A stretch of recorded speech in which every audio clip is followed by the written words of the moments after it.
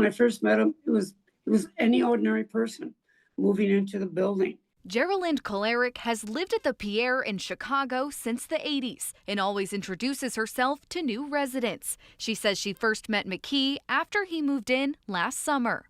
He was very pleasant, very nice. That was the extent of their interactions. But last Saturday, on her way to a party, she noticed a news van parked in front of her building. I looked at it, I said, "What are you guys here for? Are you here for the Packer game stuff at the restaurant or what?" And I was told that the person that is connected to the Ohio murders lives here. But when she heard the name of the suspect, it didn't sound familiar until... And the reporter went into his cell phone and showed me the picture, and I said, "Oh my God, I know the guy."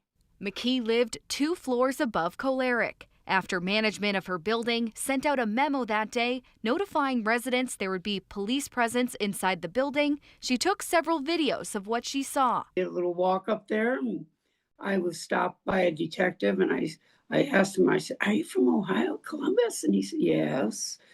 And I looked over there, and he said, "Are you trying to take a picture?" And I said, "Yes." And he said, "Don't."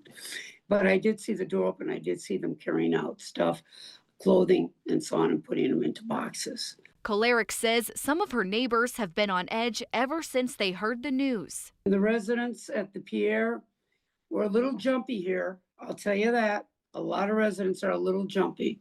And I had one resident say to me, "I never locked my door, but I am now." This incident serving as an important reminder. You never really know who you're talking to, and you never know what is going on in their mind. Now, as for when McKee will be here, court documents from Illinois show he will not be able to be extradited by Monday, so it is expected to happen sometime after that. Live from the Franklin County Jail, Carly Dion, 10 TV News.